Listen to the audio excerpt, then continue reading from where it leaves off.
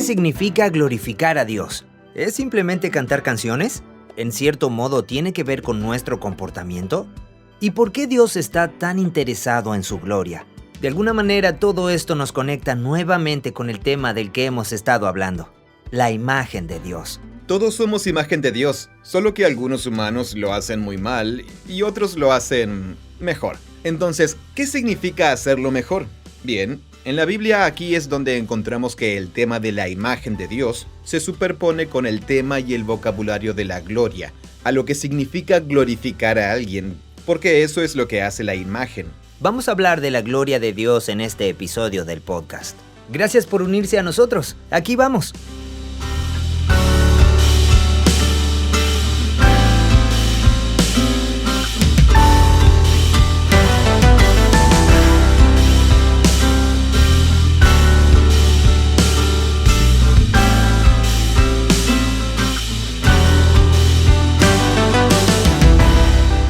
Queremos contarles un poco el detrás de escena sobre cómo llegamos hasta aquí. Nos sumergimos en esta conversación sobre la imagen de Dios versus la glorificación de Dios sin proponérnoslo. Simplemente surgió cuando comencé a preguntarle a Tim sobre el catecismo de Westminster y cuando salió el video sobre la imagen de Dios, en donde exploramos la idea de que en Génesis 1 y 2, la imagen de Dios es parte del mandato sobre el propósito de los seres humanos de reflejar la imagen de Dios en nuestro trabajo, familia, vida y en cómo hacemos que el mundo llegue a su propósito. Sí, cierto. Y luego yo estaba luchando con el hecho de que siempre me han dicho que el propósito de la humanidad es glorificar a Dios. Ese es el lenguaje que se utiliza. Claro. Y realmente enfrenté esta idea de glorificar a Dios comparada con la idea de ser imagen de Dios, que describimos como, ya sabes, tu trabajo y tu creatividad y tu papel en la tierra, ¿no? Y entonces es posible que al terminar la conversación te quedes pensando, bien, estos tipos están despreciando la idea de glorificar a Dios. Sí, cierto. Y después recibimos un excelente comentario. Un amigo nuestro compartió sus excelentes ideas con nosotros. Un saludo para Dan Baver. Saludos. Que está glorificando a Dios del otro lado del planeta como misionero. Es un grande. Qué tipo estupendo. Hizo unos comentarios fantásticos sobre el hecho de que glorificar no es solo lo que hablamos en la tercera parte del podcast sobre la imagen de Dios, solo cantar y alabar. Exacto. Pienso que identificamos glorificar a Dios con cantar canciones de alabanza. Y así simplemente nos recordó, miren que el vocabulario bíblico acerca de dar gloria a Dios también tiene que ver con el comportamiento y la forma en que vivimos. Como dice Pablo en 1 Corintios, ya sea que comas, bebas o hagas cualquier cosa, hazlo para la gloria de Dios. Ese fue un buen recordatorio. Un súper buen recordatorio. Para Dan es una visión mucho más amplia. Lo que quiero analizar contigo es que hablemos un poco más sobre glorificar a Dios para comprender de verdad lo que esta palabra significa bíblicamente. Bien. Pero también hablemos de esto en relación con esta idea de ser la imagen de Dios. Porque quiero asegurarme de exponer estas ideas al mismo tiempo que las confrontamos. Perfecto. Pienso que si lo hacemos, aprenderemos cosas realmente interesantes. Así es. Quizás incluso podríamos hacer otro video sobre el tema. Sí, eso fue lo que me dijiste. Algo como, tal vez glorificar a Dios pueda hacer otro video de temas bíblicos. La gloria de Dios. Eso sería fabuloso. Bueno, pensando en los comentarios de Dan y luego nuestra conversación del podcast, una forma de reflexionar sobre la imagen de Dios es lo que hablamos sobre estatuas y todo lo demás. Así que lo que hicimos en el video es correcto, porque creo que ese es el uso que se le da a esa palabra en Génesis 1. Es la palabra que se usa para hablar sobre la estatua de un ídolo. Bien. Esa palabra imagen en hebreo se dice tselem. Bien, tselem. Piensa en algo así como un rey antiguo o un dios que se retrataba a sí mismo como un rey o que decía ser un rey. Bien. Si te encuentras con la estatua del faraón en una ciudad de Israel y mirabas la estatua, se supone que la misma representa tanto una imagen del faraón que está muy lejos, pero con su imagen que se encuentra aquí en tu ciudad, pero también es una manera de aumentar la fama del faraón o de glorificar al faraón. Es una manera de honrar al faraón. Y hay algo en Génesis 1 respecto al uso del vocabulario de la imagen sobre los seres humanos, y es que los humanos, por la manera en que hacen cosas en el mundo, hacen que su existencia misma sea como un puntero, señalando y dando testimonio del Creador, etc. La imagen de Dios no está separada de glorificar a Dios. Después hablaremos sobre lo que significa esa palabra. Okay. Sin embargo, el objetivo de una imagen es señalar la realidad de lo que representa. Y así, incluso el vocabulario imagen de Dios incorpora en el argumento de la historia que los seres humanos están destinados a reflejar algo más grande que ellos mismos. Y los seres humanos son realmente estupendos. Sí, claro. Creo que la cuestión es que, en algunas tradiciones cristianas, los humanos fueron degradados de la alta posición que se les da en la historia bíblica. Pienso que quizás ese es el problema en el que me encuentro cuando oigo a una persona decir, tienes que glorificar a Dios. Interpreto que tengo que apartarme y tengo que reconocer quién es Dios y cantarle alabanzas y hablar a otras personas de lo grande que Él es. Pero en realidad se trata de quitarme de la ecuación porque yo estoy arruinado. Y si te enfocas en mí y en lo que yo estoy haciendo, eso no es glorificar a Dios. Eso es glorificarme a mí mismo. ¿Cómo reaccionarías ante esto? Bueno, creo que lo haría así. En la historia bíblica, los humanos representan a Dios a través de lo que hacen. Pero hay una manera más o menos fiel de reflejar la imagen de Dios en tu trabajo y en tu trato con la gente en cualquiera de tus tareas cotidianas. Todos representan a Dios, solo que algunos humanos lo hacen muy mal, claro, y otros lo hacen mejor. Entonces, ¿cómo sería hacerlo mejor? En la Biblia es en este punto donde el tema de la imagen de Dios se superpone al tema y al vocabulario de la gloria, en cuanto a lo que significa glorificar a una persona. Porque eso es lo que hace una imagen. Da honra y apunta a la realidad que representa la imagen. Claro, si yo entro en una ciudad y hay una estatua enorme y hermosa de un rey, y es abrumadora, es gigantesca, descomunal, voy a tener esta sensación de, wow, esto es importante. Eso, sí. Este rey es importante y debe ser poderoso porque se requirió mucho poder para construirla. Y este rey debe ser realmente inteligente y poderoso y todas las demás cosas. Así que esa estatua, al darme esa impresión, está glorificando al rey. Sí, sí. Y eso es lo que hacen las imágenes. Claro. Para que lo veamos desde una perspectiva actual, piensa en el lugar en el que vivimos, aquí mismo en Portland, Oregon, Estados Unidos, en la calle 39 y Gleason, en la Gran Rotonda, hay una estatua de Juana de Arco. En el centro de Portland se encuentra en una rotonda con una estatua dorada y brillante de Juana de Arco montada a caballo. Es realmente extraordinaria. Sí, claro. Ven a visitar Portland y la verás. Entonces, ¿cuál es el objetivo de la estatua? El punto es que aquí tenemos a un ser humano que fue increíble siglos atrás. Sí, claro. Y estamos, en una cierta manera, honrando o recordando a Juana de Arco al crear una imagen que la representa. Y cada vez que pases por la 39 y Gleason, pensarás en ella. Sí, claro. Así que, en ese caso, la imagen apunta o señala a una persona que vivió. En un cierto sentido, lo que significa ser imagen de Dios es que los seres humanos dan gloria a Dios. Pero entonces tenemos que llegar a... Bueno, ¿qué significa eso? Porque en la Biblia glorificar a Dios puede incluir cantar una canción. Eso es lo que significa para la mayoría de la gente que pronuncia la palabra en español. Sí. Pero la visión bíblica respecto a cómo los humanos dan gloria a Dios es mucho más interesante y rica.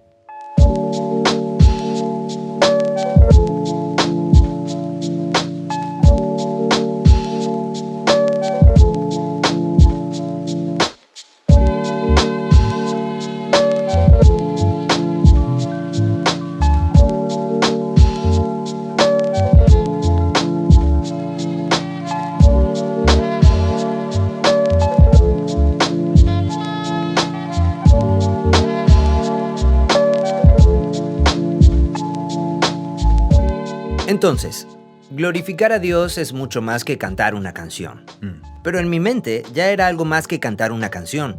En el sentido de que si yo me acerco a ti en la calle y no conoces a Dios, y te hablo de Él, y logro que junto a mí temas y ames a Dios y todas esas cosas, eso también es glorificar a Dios. Es decir, evangelizar, hacer discípulos. Tú estás refiriéndote al modo en que creciste. A cómo me lo enseñaron a mí, sí. En tu educación general en una iglesia americana conservadora. Claro, así que si me decías, por ejemplo, a mí... Si en tu vocabulario usabas la palabra gloria, ¿qué significaba para ti? En mi vocabulario estaba la palabra gloria y significaba adorar los domingos. ¿Canciones? Sí, claro, cantando canciones.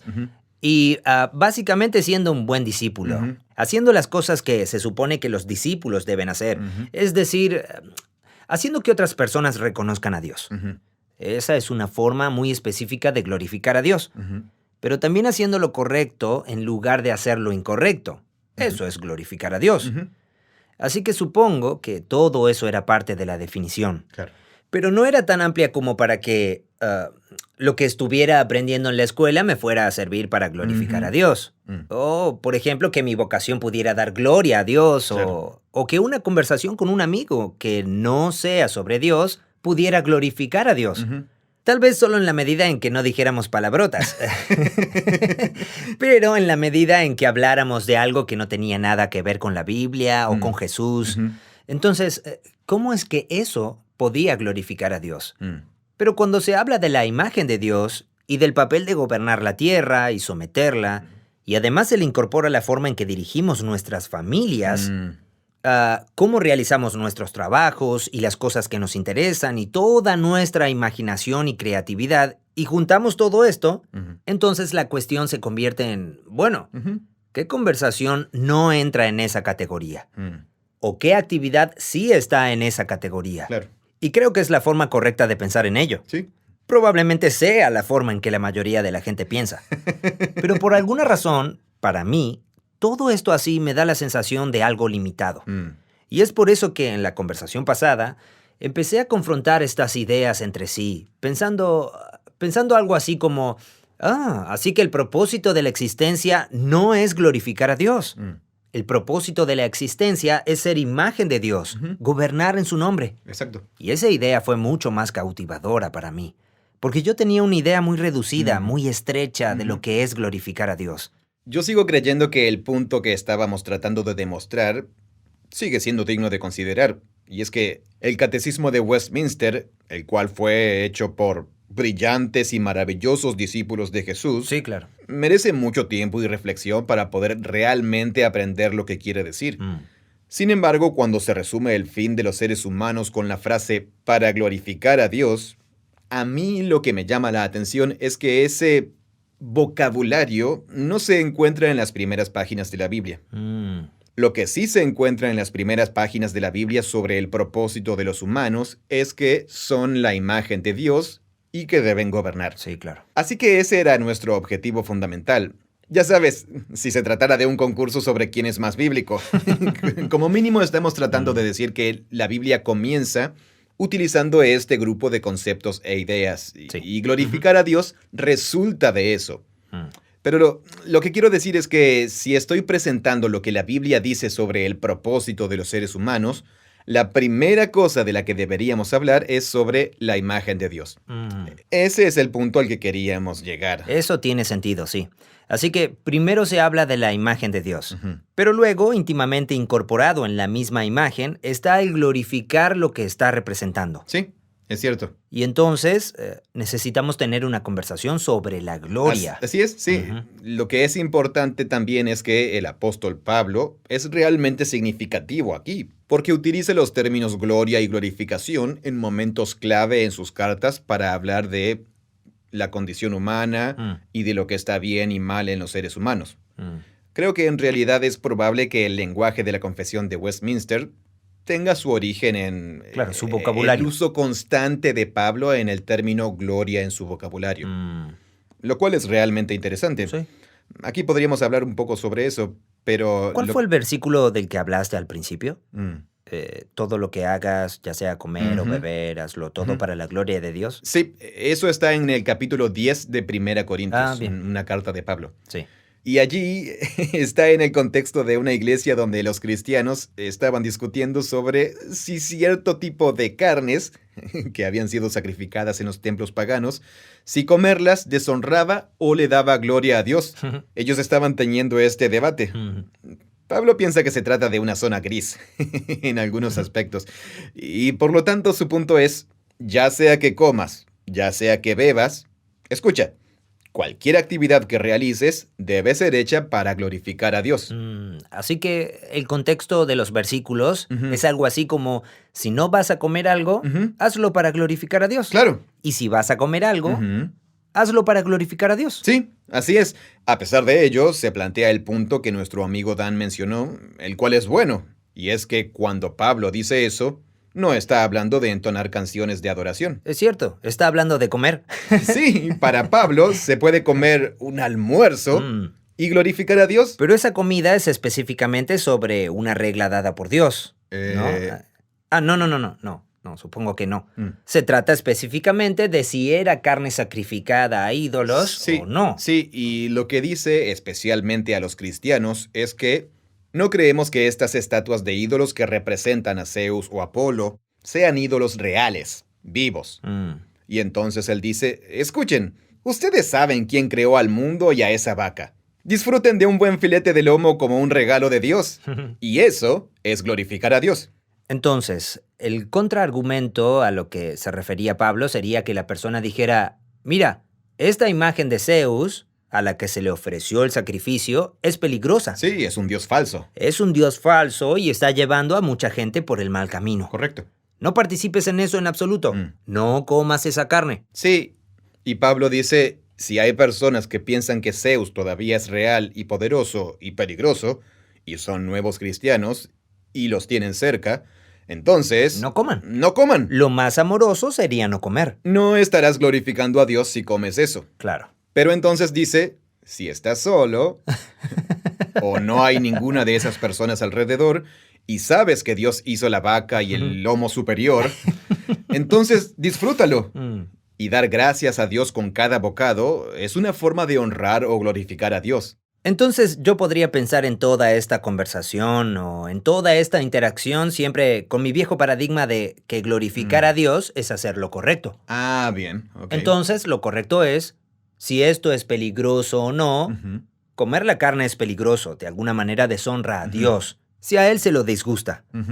Y así, Pablo retoma el tema y dice, no, a Dios no le importa si comes o no la carne. Claro. A Dios le importa más cuáles son las implicancias de que comas la carne. Bien, casi como lo que no podría haberlo planteado de manera más perfecta. Lo que me gustaría hacer es poner pausa en este momento de la conversación. Ok, sí. Ir hacia atrás y hacer una rápida construcción de la definición de la palabra bíblica gloria. Y luego volver a este asunto en 1 Corintios. Ok. Porque es diferente. Bien. Creo que entonces lo veremos desde un nuevo paradigma. Genial.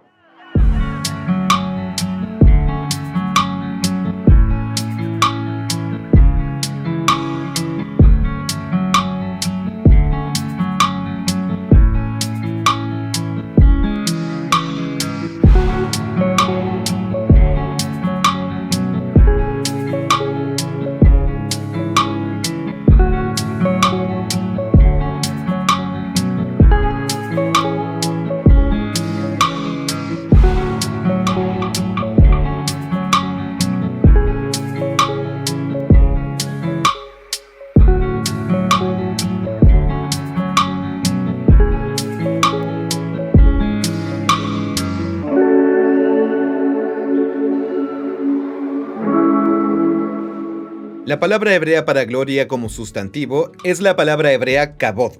K-A-B-O-D es la forma más sencilla de transliterarla. Cuando estaba aprendiendo hebreo al principio, me fue muy fácil de recordar porque su significado más básico es pesado. Literalmente pesado. ¿Así que significa pesado? Pesado.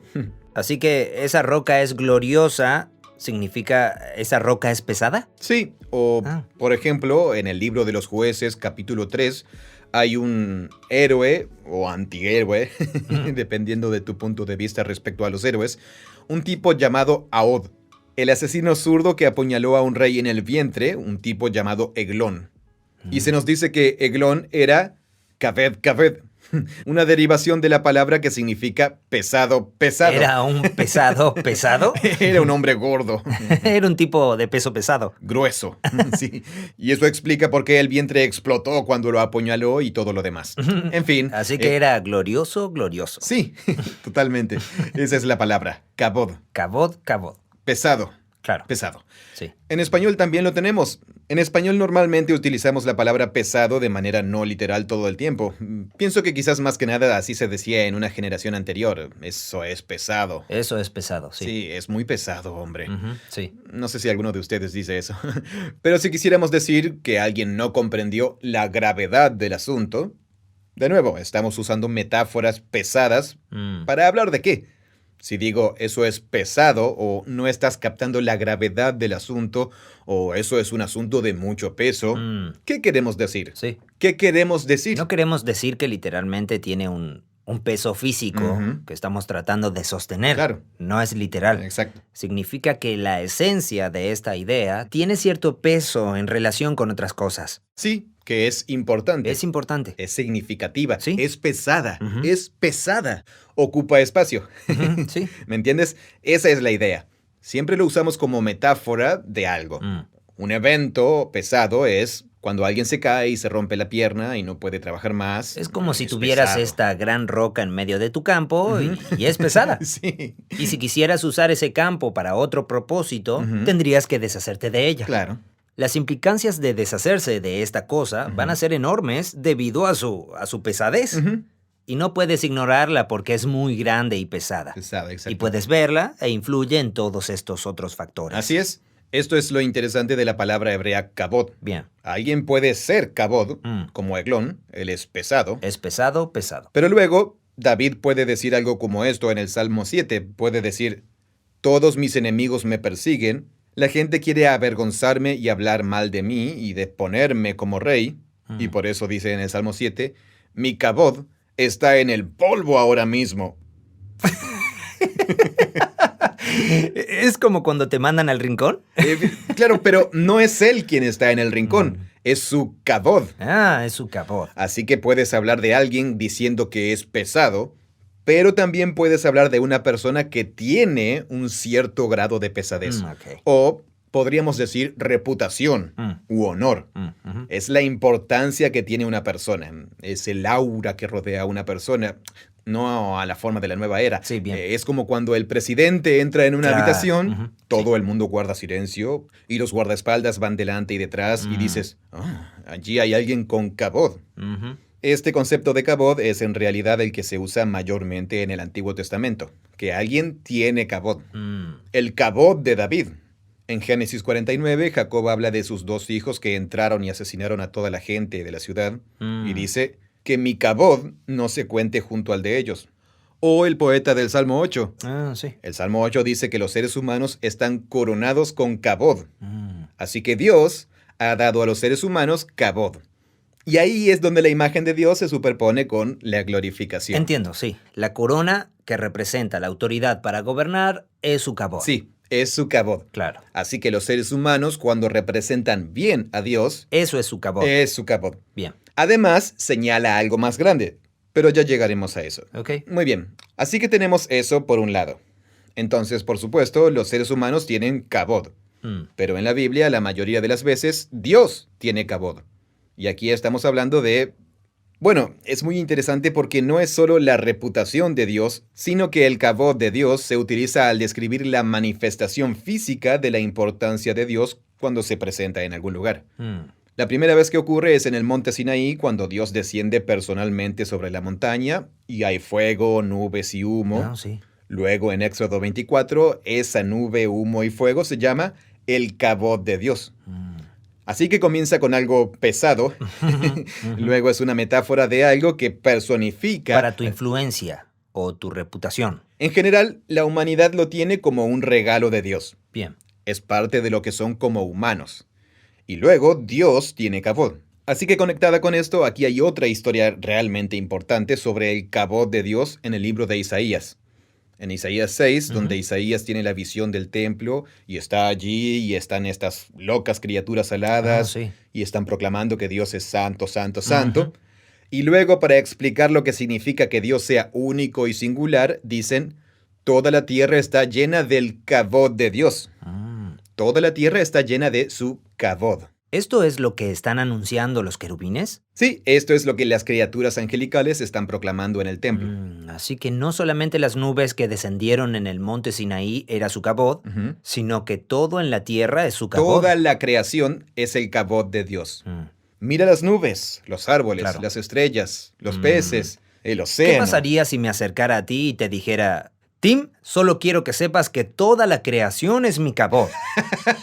Sí. Como que, ¿qué estaría tratando de decir con eso? Ok, piensa en el monte Sinaí. Bien. El kabod de Dios es esta nube. Bien, para mí hasta eso es difícil de entender. Empecemos por ahí. Bien, de acuerdo. Es un día de tormenta en Portland. Y me acerco a ti y te digo, ¿ves estas nubes? Estas son mi kabod. De alguna manera mística estoy diciendo que el poder de la electricidad y las leyes de la naturaleza, en cierto modo, hablan del peso, la gravedad, la importancia de mi persona. Sí, eso... Sería algo muy pretencioso de mi parte. Totalmente. Sí, yo estaría como... Tú me empujarías. ¿Dónde está el John Collins real? Me harías tropezar y dirías, ¿y ahora dónde está tu kabod? Sí, ¿quién se apoderó de tu cuerpo? Sí, exactamente. Esa es la idea, que alguien es tan importante que lo que le rodea en su entorno es la manifestación de lo que es. En el caso de David, su kabod, si hubieras ido al salón donde estaba el trono de David, habrías visto en la pared los estandartes de sus victorias militares, y a sus sirvientes, y a sus músicos, los edificios. Ese habría sido su kabod. Sí, de la misma manera, si hubieras ido a mi habitación cuando estaba en la escuela secundaria y tenía colgado en la pared algo de arte, póster de snowboard y el sofá que elegí y todo lo demás, ¿eso habría sido mi kabod? Supongo, en cierto modo. Tipo, ven a mi salón del trono. Ahí está mi guitarra. Claro, eso es como... Ahí están mis figuras de Star Wars. Se supone que todo eso dice algo acerca de quién soy y por eso es mi kabod. Sí, nos estamos acercando. ¿Nos estamos acercando? Totalmente, sí. Estamos cerca del campo de Y si juego. alguien viniera y ensuciara mi habitación, yo diría, mi kabod está lleno de polvo. ¿Cómo estás tratando mi kabod? Estás pisoteando mi kabod. Sí, sí. Es una forma concreta. Por supuesto, para David es un salmo. Pero también, perdón. Sí. También es más como lo que la gente realmente piensa de mí. Sí, así es. No es como me presento, sino mi verdadero kabod. Es como cuando vas a la escuela y... El primero que dije es mi kabod proyectado. Eso es correcto, sí. Esa es la manifestación física de tu kabod. Eso es lo que quiero que sea mi kabod. Como la ropa que llevo puesta y cómo decoro mi habitación y el auto que conduzco. Bien. Pero mi verdadero kabod es cómo lo percibe la gente. Cómo la gente percibe tu significado y tu importancia. Y si el kabod proyectado de alguien es muy diferente a su kabod real percibido, piensas que esa gente es un poco rara. Alguien que se presenta como más importante de lo que realmente es. Exacto. Eso sería un falso kabod. Están falsificando kabods. Ahí lo tienes. Ya lo Lo estoy entendiendo, sí. Bien, ahora lo estás entendiendo. Sí. En eso estás. Bien. Ok, así que cuando Dios desciende sobre el Sinaí... Y bueno, para que alguien aparezca y su kabod sea una tormenta eléctrica y un terremoto... Ya sea que eso se perciba o que realmente sea así, es un kabod muy significativo. Cierto, sí. Y significa que quien quiera que sea ese ser, al igual que una camisa genial es mi kabod, el kabod de Dios es una tormenta y un terremoto. Es intenso. Él es el creador. Sí. Es el kabod del creador. Eso es precisamente lo que quieren decir las criaturas en esa visión de Isaías cuando dicen Dios es santo, santo, santo. Significa único, claro, apartado. El único ser como Dios. ¿Y cómo explican o descifran lo que eso significa? Diciendo que toda la tierra está llena del kabod de Dios. De modo que toda la creación es como este testimonio, este símbolo físico, o sea, esta imagen que señala la brillantez y la sabiduría y el poder del ser que la hizo. Es el kabod de Dios. Es la manifestación física de lo sabio y hermoso y poderoso que es Dios. Esto es muy similar al Salmo 19. El poeta comienza diciendo, los cielos declaran la gloria de Dios. Así que la creación misma está constantemente dando testimonio del kabod, de la reputación y la importancia del ser que la creó.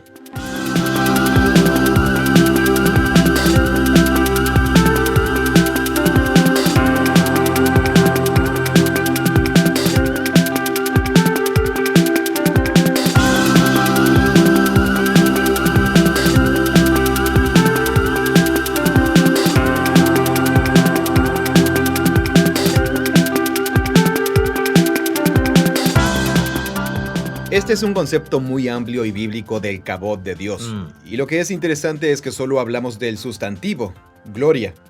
También hay un verbo utilizado en hebreo que es similar al sustantivo. El sustantivo es kabod y luego el verbo es kaved. Básicamente significa hablar o comportarse de una manera que le dé kabod a alguien. Así que puedo mostrarte kabod o no por la forma en la que hablo contigo. Es decir, eso es bastante intuitivo. Lo hacemos todo el tiempo. Claro. Podemos Respeto. Es respeto u honor. Creo que es un término más preciso en español. Podemos deshonrar a alguien o podemos honrar a alguien por cómo le hablamos o cómo lo tratamos. Y esto podría ser tu lenguaje corporal. Podría ser el tono de voz que estés usando, el tipo de vocabulario que estés usando y sin duda en otras formas de comunicación, la manera en que estés usando el lenguaje. Todos estos pueden ser tus... Sí, esos son actos de comunicación. Sí. Pero también en nuestra relación, yo podría restarte kabod o añadirte kabod por la forma en la que Por las decisiones que tomes. Sí, tú y yo trabajamos juntos en Bible Project. Sí. Así que yo podría tomar decisiones que no te den la... Claro, que me quitaran la autoridad. Sí, podría no llegar a tiempo a esta conversación. Sí. Y presentarme 2 horas más tarde y decir... Sí. ¿Y qué? No pasa nada, John. Eso sería restarte kabod porque yo no te estoy dando kabod. En el vocabulario bíblico eso es lo que significa esa palabra. En el libro de los Salmos se utiliza más a menudo con la alabanza, con el lenguaje de canto. Acabo de elegir un ejemplo literalmente al azar. Hay decenas que podríamos elegir. Del Salmo 71, mi boca está llena de alabanza y yo hablo de tu kabod. Aquí vemos que la alabanza aumenta el kabod de Dios a través del canto. Pero también tenemos una gran mayoría de ejemplos en los que das kabod o no das kabod a Dios en base a cómo vives. Y aquí es donde el vocabulario del apóstol Pablo sobre la gloria entra en juego. Gloria. Vamos a repasarlo de nuevo. Originalmente solo significaba pesadez, peso. Se convirtió en una metáfora de cuán significativo es algo, de cuánto es importante. Es interesante que la palabra suena como formada importante. Como que lo deportante hace pensar en algo bien sentado, en porte. ¡Wow! Sí, es una metáfora. Es una metáfora, sí. Es importante, se sostiene. ¿Sostiene peso? Nunca había pensado en eso. Es el mismo tipo de idea. ¿Carga peso? Así que la gloria, metafóricamente hablando, es, ¿será que esto importa? Y si importa, entonces tiene kabod. Sí. Si no importa, no tiene kabod. Cuando David dice, mi kabod está en el suelo, claro, quiere decir, nadie cree que yo sea importante. Sí. Mi reputación está arruinada. Así es. Y luego, cuando Dios se presenta y su kabod es esta poderosa tormenta, eso es importante. Eso importa. Tienes que prestarle atención a una tormenta. Sí, y esa tormenta es una manifestación física de su kabod. Sí. Señala su kabod, el cual es aún más poderoso y sorprendente que una tormenta. Cierto, así es como se está manifestando. Y tú le prestas atención a una tormenta. Claro. Sí. La tormenta tiene importancia. Sí. Tiene sustancia. Una tormenta no es pesada en el sentido de que la electricidad sea pesada. Sí, cierto. Las nubes en realidad no son tan pesadas. Las nubes, pero en el sentido de que metafóricamente importa. Y luego, cuando los querubines dicen, toda la creación es un testimonio de su kabod. Literalmente la tierra es la plenitud de su kabod. Así que si quieres comprender la importancia de Dios, necesitas comprender la importancia de todo. Sí. ¿Qué tan significativos son los océanos? Eso es parte de la importancia de Dios. ¿Qué tan significativo es el clima y una montaña? ¿Y qué tan significativa es esa roca? ¿Y qué importancia tiene cualquier cosa en la creación? Sí, pero se trata de su belleza y grandeza. Es un testimonio del kabod de Dios porque Él es el que lo creó. Cualquier cosa que encuentres. La luz en una puesta de sol, o cada vez que viajes por la inmensidad del espacio exterior, o cada vez que...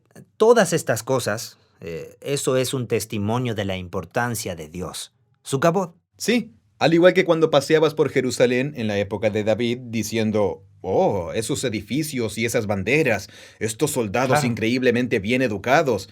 Y David diría, sí, ese es mi kabod. Fantástico. Bueno, y luego, si estás interactuando con David, podrías mostrarle kabod o no por la forma en que actúas. O que le hablas. O hablas, sí. Así que si te encuentras con David y no hiciste contacto visual... Bueno, no sé qué significado tendría eso culturalmente. Si lo escupiste o algo así. Sí, o si no te inclinaste en tu presencia diciendo que el rey viva para siempre, algo claro, así. Sí, eso sería algo más típico. Sí. Bien, entonces, si no te inclinas, no le muestras kabod a David. Correcto. Y así, en la misma manera, puedes tener alguna relación con el creador del universo. Que como cristianos, creemos que se puede. Claro. Entonces puedes, por la forma en que actúas o hablas, mostrar kabod o no mostrar kabod. Sí. Todo el concepto bíblico de la adoración y la alabanza es que se crea el lenguaje más hermoso, la poesía y los sonidos más hermosos, la música, y se combinan. Y el único propósito es simplemente honrar al Creador. Como si pudiéramos crear una puesta de sol, eso también honraría a Dios. Pero no lo hacemos. No podemos. Pero podemos crear música. Sí. Y eso es hermoso. Y poesía. Y arte. Y arte. Y así toda la teología respecto a lo que es adoración es el atribuir y declarar en voz alta el honor de Dios. Eso es realmente y su útil. reputación. Entonces piensa en... Aquí volvemos a la imagen de Dios. Bien. Que aunque los seres humanos sean gloriosos en el sentido bíblico de la palabra, no somos el creador. Nuestra existencia, junto con toda la creación, está destinada a apuntar a la sabiduría, el poder y la belleza de un ser aún más notable que nosotros. Y la adoración bíblica es dedicar momentos para decirnos en voz alta, a nosotros mismos y a ese ser, lo extraordinario que es ese ser, es decir, el creador. Es un momento en el que se crea un ritmo de vida. Es este reconocimiento de tu lugar en el universo. Y no es porque los humanos sean incompetentes, es porque los humanos son la imagen de algo aún más glorioso que ellos mismos. Lo siento, dijiste eso es útil para mí y luego te interrumpí. No me interrumpiste, no. Solo me haces notar que cualquier cosa que hagamos puede ser para la gloria de Dios. Puede ser su kabod. Sí, o aquí es donde se superpone con el concepto de la imagen de Dios. Los seres humanos son la imagen de Dios cuando rigen el mundo en nombre de Dios, de una manera que trae honor y honra la intención y el propósito del Creador. Y al hacerlo, glorifican a Dios. Así que, sí, es una superposición completa. Es por lo que Pablo puede volver a decir, ya sea que estés comiendo o bebiendo, cualquier cosa que hagas como ser humano, puedes hacerlo en honor a Dios, para el kabod de Dios, para aumentar el kabod de Dios. En este caso, si estás honrando a otras personas de tu comunidad eclesiástica por cómo te comportas. Pero por supuesto, dice, todo lo que hagas, hazlo todo para la gloria de Dios. Haz todo para aumentar el kabod de Dios. Sí, de alguna manera es más intuitivo para nosotros. Pensamos inmediatamente en cómo trato a las personas, en términos de relación, o podríamos pensar inmediatamente en cómo soy una persona moral que obedece reglas morales o algo así. Pero cuando lo vinculas a la imagen de Dios, que es lo que hace la Biblia, se trata de todo el llamado, la existencia y la vocación humana. Ese es el punto que tratamos de destacar en el video. Así que en ese sentido, si eso es lo que quieren decir los redactores del Catecismo de Westminster... Claro, entonces sí, el fin principal del hombre es glorificar a Dios. Totalmente. Sin embargo, una vez más, lo que es interesante para mí es que ese vocabulario bíblico no se utiliza en las páginas 1 y 2 de la Biblia. Sí, claro. Aparece más adelante en la Biblia como una forma de desentrañar más profundamente lo que los seres humanos hacen y son, y quién es Dios, etc. Y por eso es útil, pero la palabra glorificar, a no ser que se repase todo lo que acabamos de repasar, no comunica inmediatamente eso a la gente.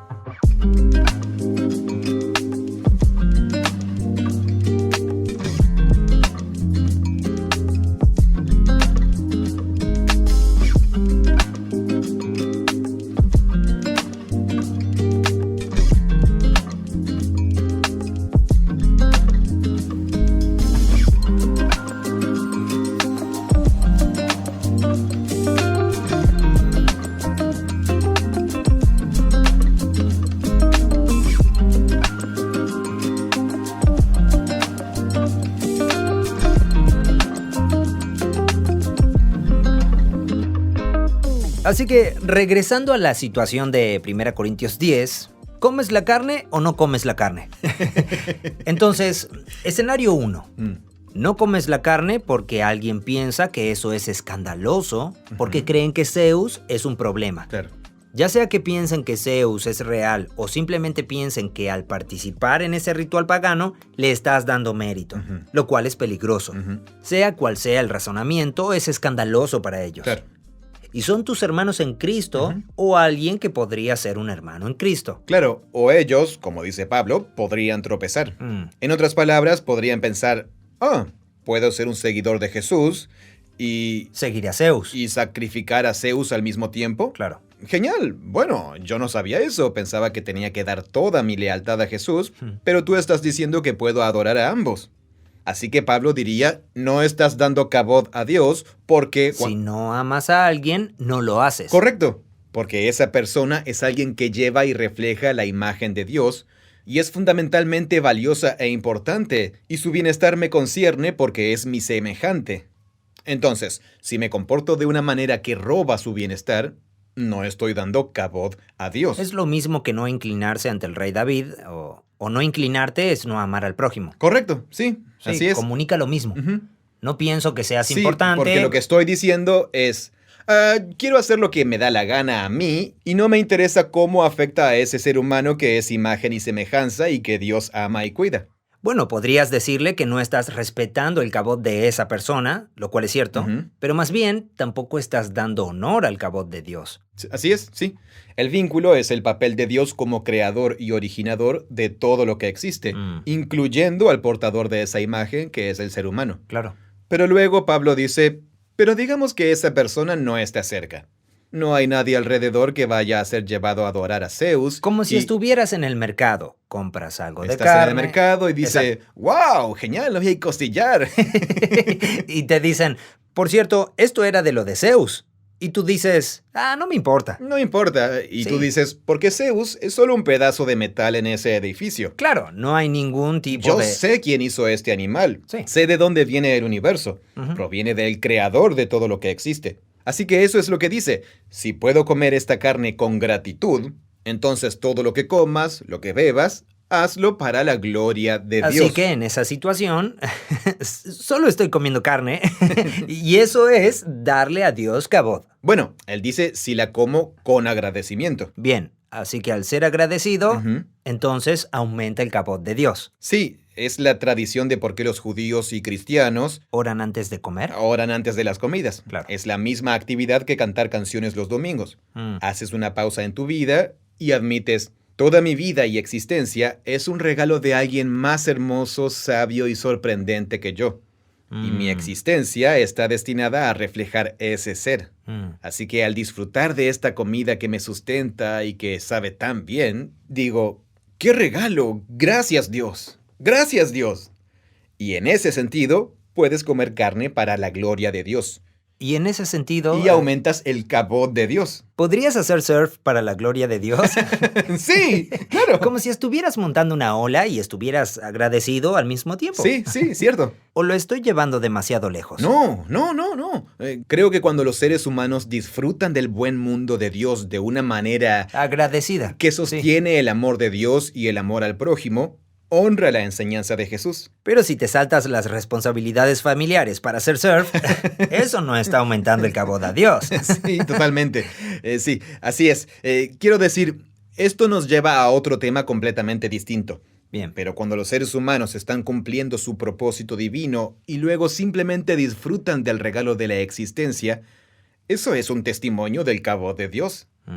De la misma manera que un arquitecto puede diseñar un bello edificio para inspirar a la gente cuando entra en el atrio o algo así, el hecho de que disfruten y se queden en el atrio durante horas mirando el techo es una forma de aportar cabod a ese arquitecto. Es una idea muy similar. Y... ¿no es sorprendente lo mucho que la etimología de las palabras nos ayuda a entender los conceptos? Sí. Siempre me ha asombrado lo significativo que es que todos nuestros lenguajes sean metafóricos en algún grado. Sí, y cierto. que la base de nuestro lenguaje es generalmente una metáfora muy concreta. Y una vez que la entiendes, te ayuda a comprender lo que significa esa palabra. Sí. A veces la metáfora ya ha perdido ese significado. Sí, es cierto. Por ejemplo, un saltamontes no salta únicamente montañas o montes, sino cualquier tipo de terrenos. Correcto. Y ahí la etimología no te ayuda. Pero al hacer estudios de palabras y analizar toda una gama de palabras, el significado y ver que aquí hay un significado más antiguo o aquí está la forma en que la palabra se originó en su uso, eso es una parte.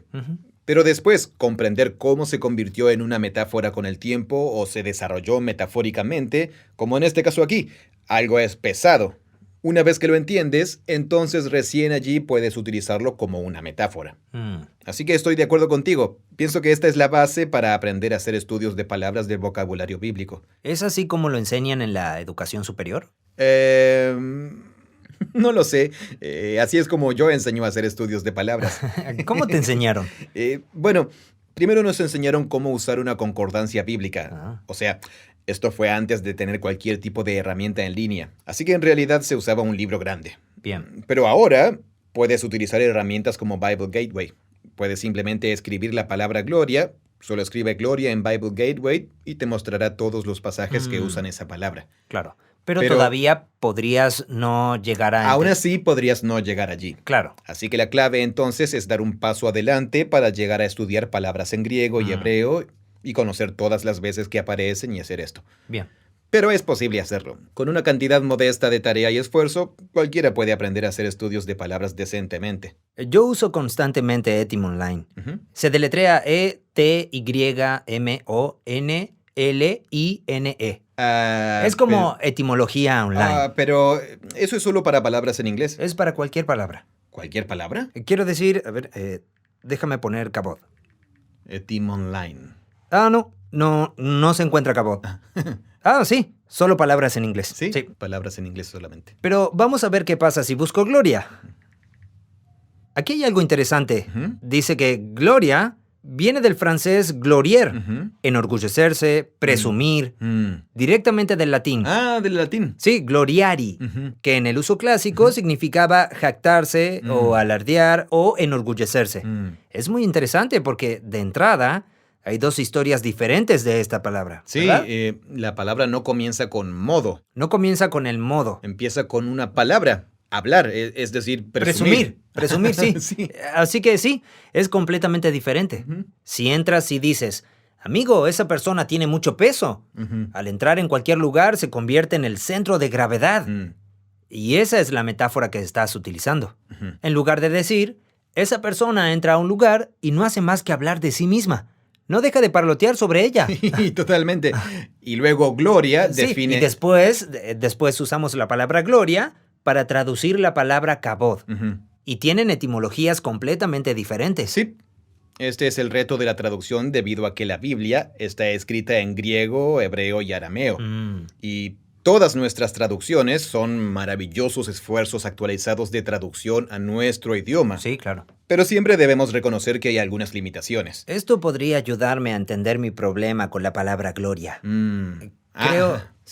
Creo que en el fondo de esta conversación está un poco mi irritación con esto de... Ya veo. Volvemos a lo de la entrada de la casa y el cultivo de la zanahoria. Sí, de alguna manera me irrita cuando alguien así nomás dice, bueno, solo se trata de glorificar a Dios. Bien. Parte de eso puede ser debido a que mi comprensión de la palabra gloria viene del latín clásico. Claro. Y me lleva a, ¿realmente eso es lo que le importa a Dios?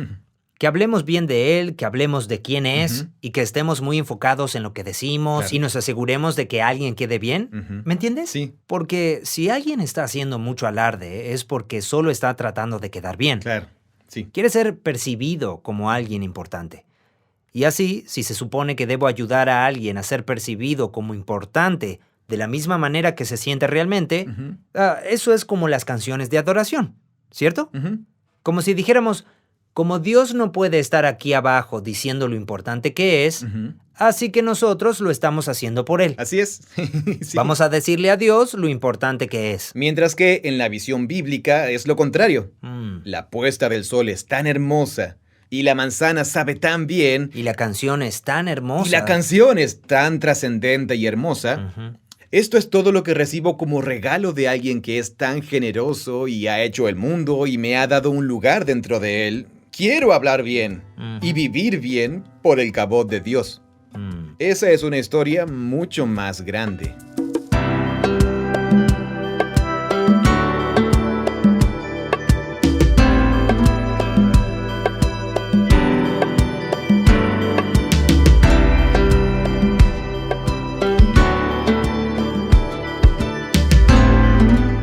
Bien, este ha sido nuestro último episodio de la serie de podcast Imagen de Dios. Si te ha gustado esta serie, puedes dejar una reseña en la plataforma que utilices para escuchar este podcast. También puedes ver el video que hicimos sobre la imagen de Dios en youtube.com/Bible Project Español. Gracias por escucharnos. Hola, mi nombre es Marco y soy de Argentina. Soy parte del equipo de Relaciones Estratégicas para Español y tengo el privilegio de trabajar y colaborar con otras organizaciones, iglesias e individuos en hacer llegar nuestro contenido al mundo hispano. Bible Project ha marcado un antes y después en mi comprensión de la Biblia, por lo que me apasiona trabajar con otros en ayudar a que más personas conozcan a Jesús y ver cómo Él transforma esas vidas. Este podcast es producido por Full Voice Studio. Es una versión localizada del podcast de Bible Project, originalmente grabado por John Collins y Tim Mackie. Creemos que la Biblia es una historia unificada que nos guía a Jesús. Somos un proyecto financiado conjuntamente por personas como tú. Encuentra videos, planes de lecturas y mucho más sin ningún costo en spa.bibleproject.com. Gracias por escuchar.